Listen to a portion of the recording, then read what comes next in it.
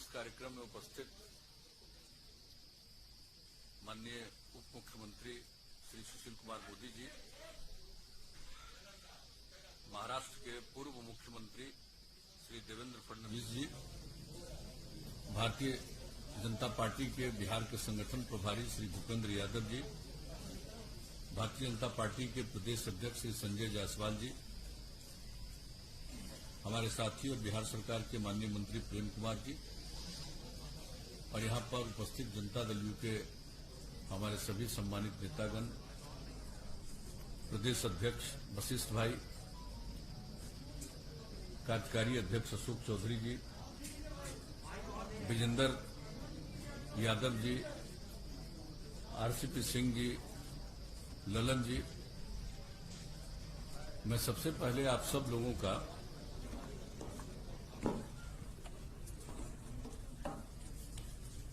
अभिनंदन करता हूं। आप इतनी बड़ी संख्या में यहां पर मौजूद हैं और यहां पर जो बुनियादी बातें हैं उसकी जानकारी संजय जायसवाल जी ने दे दी।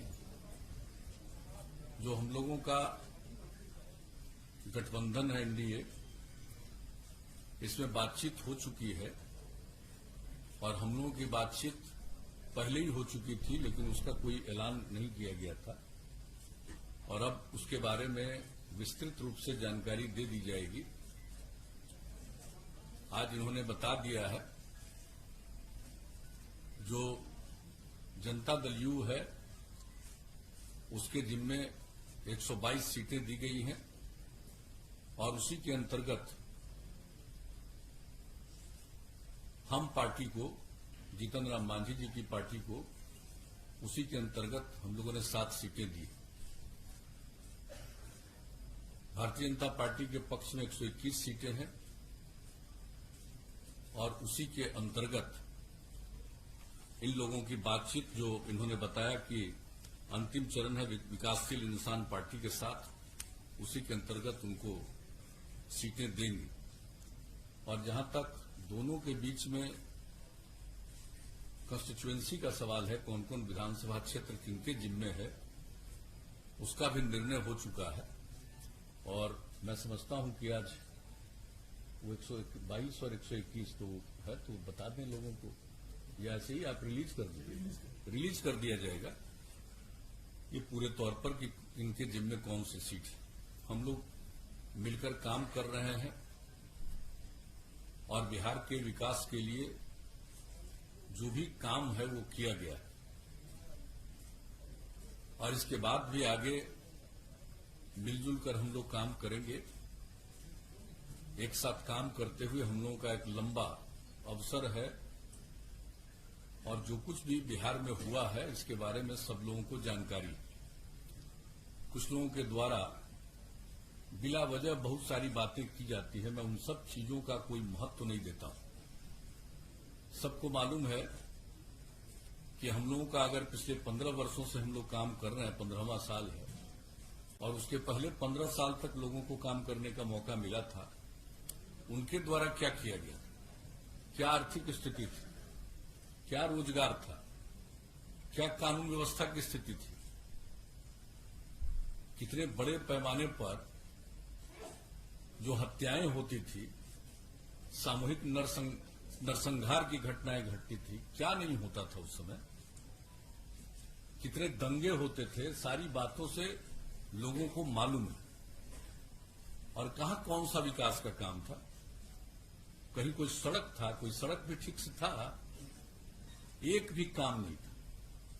कहां किस तरह से स्कूल चल रहा था, क्या हालत थी कॉलेजों की, यूनिवर्सिटी तक में जो शिक्षक थे, प्रोफेसर्स थे, उनको कब तनख्वाह मिलता था, कितने दिनों पर तनख्वाह मिलता था। हम लोग जब आए 2005 में और 2006 से जो हम लोगों ने काम करना शुरू किया, सब चीज समय पर करना शुरू किया, चाहे शिक्षा का क्षेत्र हो, स्वास्थ्य का क्षेत्र हो, विकास का क्षेत्र हो। और हम लोग प्रारंभ से कहते रहे न्याय के साथ विकास, यानी समाज के हर तबके का उत्थान और हर इलाके का विकास, वही काम हम लोग करते चले आ रहे हैं किसी भी क्षेत्र में। और इसके बारे में तो सबको पता है और किस तरह से हम लोगों ने काम किया। आज ये बता रहे थे अभी संजय जायसवाल जी, इधर की घटनाओं के बारे में कुछ जानकारी उन्होंने दे दी और कितना ज्यादा ये जो कोरोना का प्रकोप हुआ है दुनिया भर में, कोविड-19 से दुनिया भर के लोग प्रभावित, और कहीं नीचे जाता है फिर ऊपर जा रहा है। ये स्थिति एक दूसरे तरह की है। लेकिन हम लोगों ने बिहार में कितना काम किया, और आज अब देख लीजिए जांच का भी सवाल है तो 10 लाख की आबादी पर जितनी जांच है बिहार में, देश का जो एवरेज है उससे भी 3000 ज्यादा है। हमारा देश के एवरेज से भी प्रति 10 लाख की जनसंख्या पर जितनी जांच हुई या हो रही है उसमें भी हम लोग आगे हैं। और जहां तक सवाल है कि जो लोगों की मृत्यु होती है उसकी भी कमी है हम लोगों के यहां, और जो लोग ठीक होते जा रहे हैं उसकी भी संख्या हमारा 93% से ज्यादा है। तो हर प्रकार से काम हो रहा है। लेकिन बहुत तरह की बात लोग, जब ये हुआ और बाहर में जो लोग थे हम लोगों के, जिसको प्रवासी कहा जाता, मैं तो प्रवासी शब्द का पक्षधर नहीं, मैं शुरू से बोलता हूं। देश तो एक है, देश के अंदर कोई एक प्रांत का दूसरे प्रांत में जाता है उसको प्रवासी कहना उचित नहीं। हर किसी को देश के अंदर जाने का अधिकार है, सारे लोग जाते हैं। बिहार में क्या दूसरे राज्य के लोग नहीं है? लोगों को ठीक से मालूम नहीं है, यहां पता नहीं है कि केरला के लोग या महाराष्ट्र के लोग बिहार में हैं कि नहीं है, तो ठीक से तो मालूम नहीं है। तो बिहार के लोग भी सब जगह जाते हैं या जहां कहीं भी इच्छा होती है जाते हैं। अब वहां थे, परेशानी में थे, तो हम लोगों ने तो एक एक लोगों से संपर्क किया और सब लोगों को जो भी है, मतलब 21 लाख लोगों को 1,000 रुपया की सहायता राज्य सरकार की तरफ से किया गया। और जो गाइडलाइन था जारी, उसमें एक जगह से दूसरी जगह जाने का नहीं था। फिर केंद्र सरकार ने निर्णय लिया अप्रैल महीने में, और जो रेलगाड़ी से आने की सुविधा की गई, कितनी बड़ी संख्या में हमारे लोग आए और लोगों के साथ कितना यहां किया गया। अलग अलग लोगों को, जिसमें था कोई 8 जगह से आए जिनकी स्थिति वहां ज्यादा ठीक नहीं थी, उनको अलग हम लोग 14 दिन तक रखे क्वारंटाइन सेंटर, और उसमें एक एक लोगों पर 5300 रुपया 14 दिन के अंदर हम लोगों ने खर्च किया। तो लोगों को तो मालूम कुछ रहता नहीं है केंद्र ने मदद किया कितना, जिसकी चर्चा इन्होंने कर दी। किस तरह से लोगों को सुविधा हो जाए, चारों तरफ से राज्य सरकार की तरफ से किया गया। लेकिन कुछ बातें तो यूं की जाती है तो एक बात है, और हर प्रकार से हम लोग एक एक तरह का इंतजाम करके रखे हुए, और एक एक क्षण, अभी तो अब चुनाव आ गया, तब चुनाव आ गया तो जितने सरकार के और जो डिपार्टमेंट के लोग हैं, अधिकारी हैं, ये उनका देखना काम है। और आपको मैं बता देता हूं, जैसे ही चुनाव आयोग के द्वारा घोषणा की जाती है डेट, हमको जब से मौका मिला तब से, जिस दिन अनाउंस हो जाता है चुनाव का इलेक्शन कमीशन के द्वारा, उसके अगले दिन या उसी दिन हम ऑथोराइज कर देते हैं सब काम के लिए चीफ सेक्रेटरी को।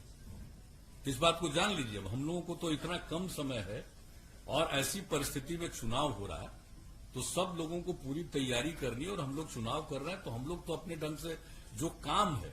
और एक बात मैं बता देना चाहता हूं कि हम तो, जो हम लोगों का काम है लोगों की सेवा करना, तो हम लोग तो पॉजिटिव आधार पर जो काम किया है, जो काम कर रहे हैं, उसके आधार पर लोगों के बीच में फिर हम लोग जाकर के सेवा का अवसर प्राप्त करने की कोशिश करें।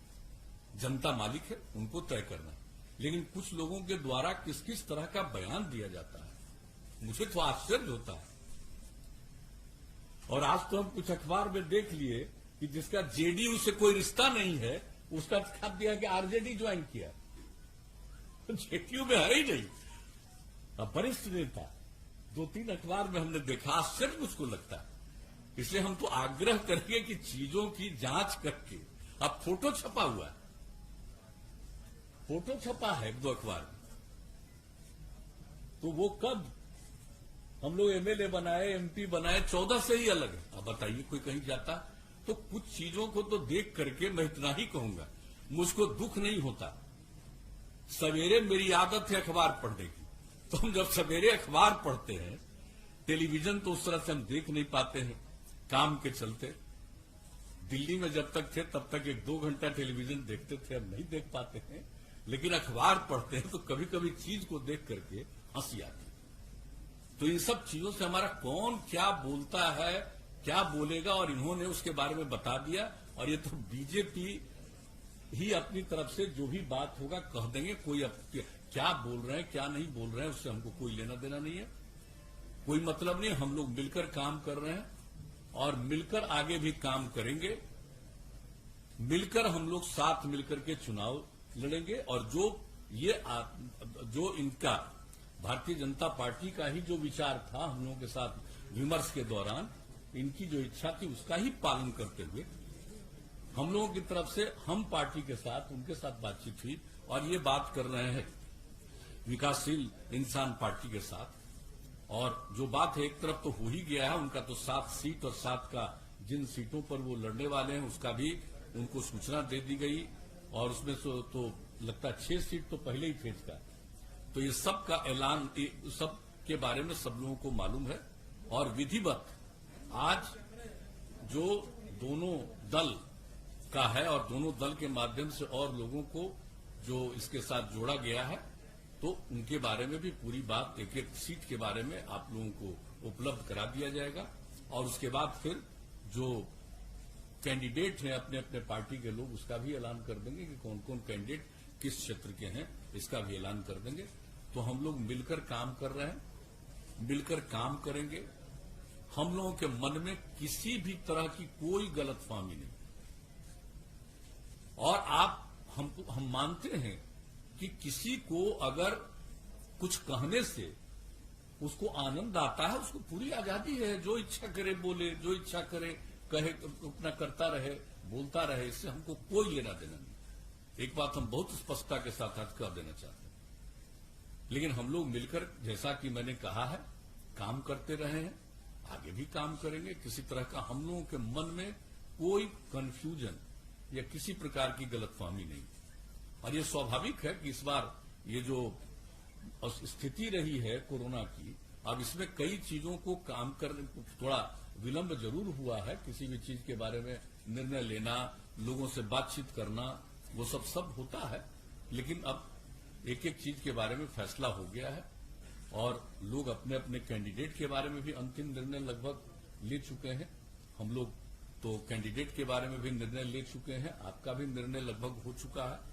तो इसका भी ऐलान बाद में कर दिया जाएगा। अभी तो सीटों के बारे में, कौन सीट से किस पार्टी के लोग चुनाव लड़ेंगे, इसके बारे में आज आपको जानकारी दे दी जाएगी। और मैं तो इतना ही कहूंगा कि भाई समाज में एक प्रेम का और भाईचारे का भाव रहना चाहिए।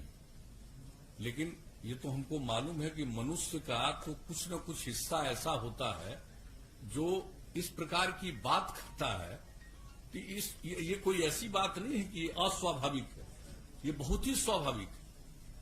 आप देखिएगा कि चाहे लाख कुछ कर लीजिए, कुछ प्रतिशत लोग तो ऐसे होते ही हैं कि वो किस तरह से बोलेंगे, किस तरह की बात करेंगे। तो ये कोई ऐसी चीज नहीं है, ये तो चलता ही रहेगा, उससे कोई मतलब नहीं है। और जरूर बिहार को आगे बढ़ाना है हम सब लोगों को मिलकर के।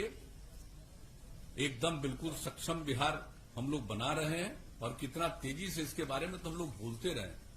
क्या बजट था भाई, कितना कम बजट था बताइए।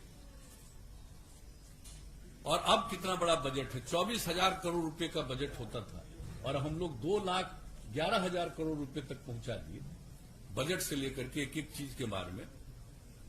और वो सब बात होगी तो हम लोग डिटेल भी देंगे। नौकरियों के बारे में, कितने लोगों को नौकरी हम लोगों के कार्यकाल में मिली है, कितने लोगों को सेवा करने का मौका मिला है, एक एक चीज के बारे में। तो हम लोग तो इन सब चीजों के बारे में काम करते रहे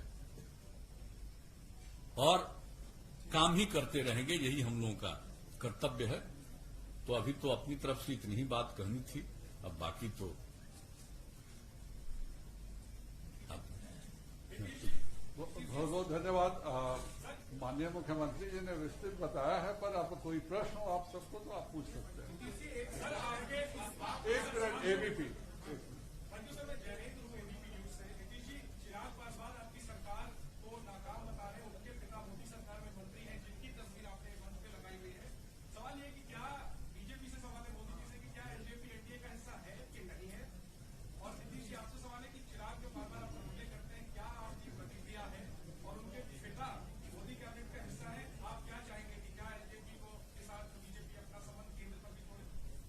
देखिए, कौन क्या बोलता हम पहले ही कह दें, उसमें मेरी कोई रुचि नहीं है। जिसकी जो इच्छा वो बोलता रहे। लेकिन आपने श्री रामविलास पासवान की चर्चा की।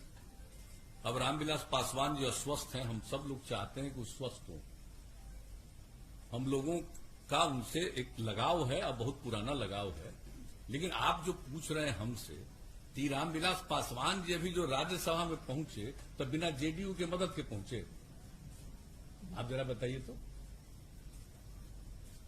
कै गो सीट है बिहार विधानसभा में? 2 है ना। तो बीजेपी ने और जेडीयू ने ही तो टिकट देकर के राज्यसभा पहुंचाया। तो ये सब बात जो कोई बोलता रहता है, हमको उससे क्या मतलब है? और आप जरा बता दीजिए कि जो पार्लियामेंट का चुनाव हुआ जिसमें 6 सीट मिली, तो कौन नहीं होगा? कितना बार वो मेरे साथ रामविलास पासवान जी गए? सुशील मोदी जी, हम और रामविलास पासवान जी कई जगह मीटिंग में गए हैं, जरा बताइए। तो हम लोग तो सब दिन से सहयोग करते रहे। आप कोई के मन में क्या बात है, इससे हमारा कोई लेना देना नहीं है। और उसका एक पक्ष जो कहा, उसके बारे में तो आप लोग बता देंगे।